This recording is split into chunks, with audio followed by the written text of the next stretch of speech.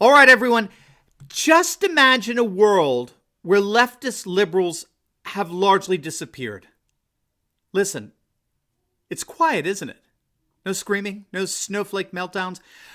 Well, according to George Soros, we may be closer to that day than ever before. Greetings, everyone! Make sure to smack that bell and subscribe button.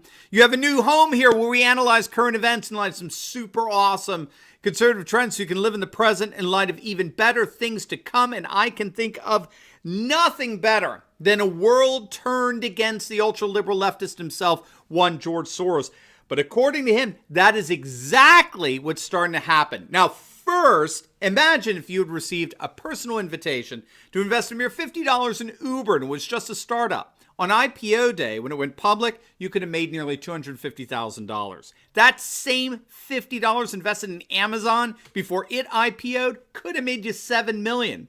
So how would you feel if you could lock in on ground floor opportunities in the hottest startups this year that everybody's fighting over? Well, you can. Now, I'm sure you all know the multimillionaire investor, now TV star Robert Herjavec from the hit show Shark Tank. I love the guy. He's amazing. Great backstory. Well, he and his team of ultra-successful angel investors are here to help you get in on ground floor investment opportunities. Watch the free video at getangelrich.com or click on the link in the description below to see how you can participate in these potentially lucrative deals before they go mainstream. Do not wait. Check out the video at getangelrich.com. All right, so George Soros, you know him, right? AKA the Prince of Darkness, the emperor over the whole evil globalist empire. Comment below on your favorite title for him. And please exercise restraint. Remember, we do have young people who avail themselves of this channel.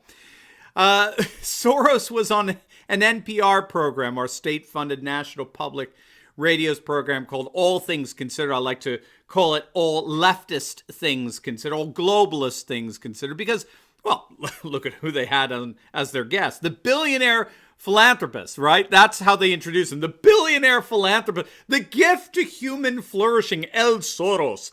Now, it was interesting because the host of the show did in fact note that from the election of President Trump and the passage of Brexit onward, which are really back to back, right? The Brexit was in June of 2016. Trump's election was in November.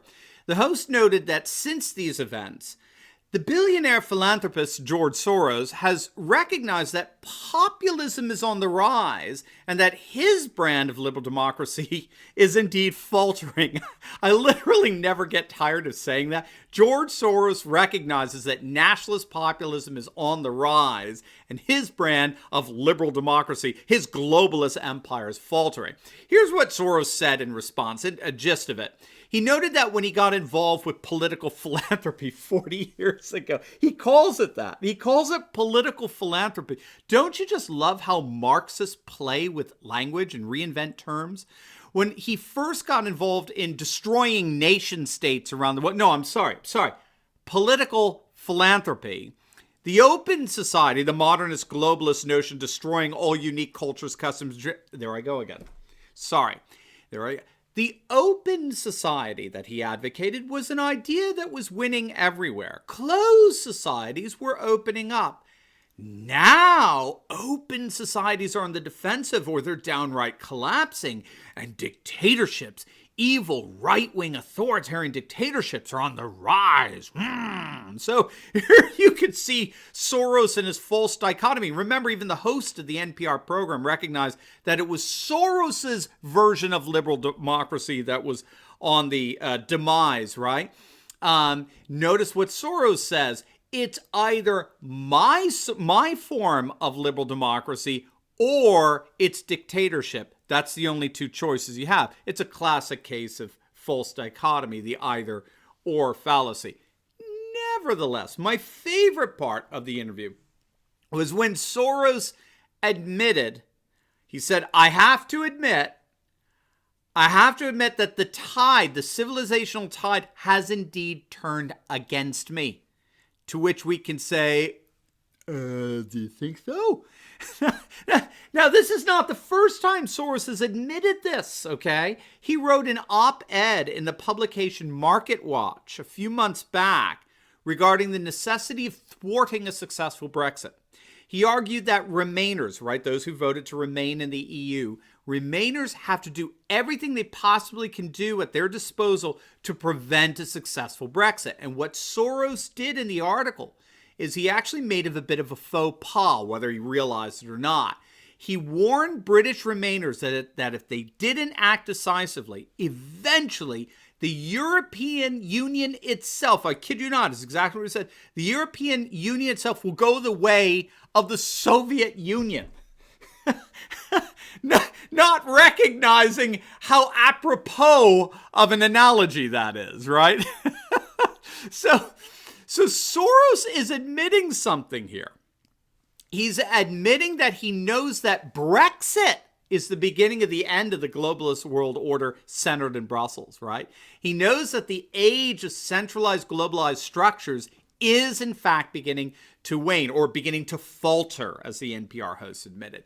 And a new nationalist populist age is the wave of the future. Now, before this op-ed, a few months back, this was back in January at the World Economic Forum in Davos, Soros said something very similar. He told a dinner that the very survival of our entire civilization is at stake. And of course, by that, he meant liberal, leftist, secularized, globalist civilization is at stake, not Western civilization. If anything, that's precisely what the new nationalist populist movements are trying to restore, right? But he admitted at the Economic Forum in Davos that the entire globalist world order is indeed crashing. Folks, this is the Prince of Darkness. This isn't some, wishful thinking right-winger. This is the darling, indeed the central financier of all things leftist globalists. And he's admitting repeatedly on a number of different occasions that the days of globalization are coming to an end and that a new age of nationalist populism is rising. And so I, for one, am very happy to hear that the principal financier of globalization has begun to realize that all his years as a destroyer of cultures, I'm sorry, I did it again, forgive me, all his years as a political philanthropist are ultimately all for naught. Now, before you go, I just loaded up an awesome video on the incredible hypocrisy of Greta Thunberg. She's finding herself currently in a rather ridiculous situation. She's basically stuck in the United States. You're going to get a kick out of this. But I also introduce you to someone I consider to be a true environmentalist hero, one that I think you're really going to like. So make sure to click on the link at the top left of this video, and I'll see you over there. God bless.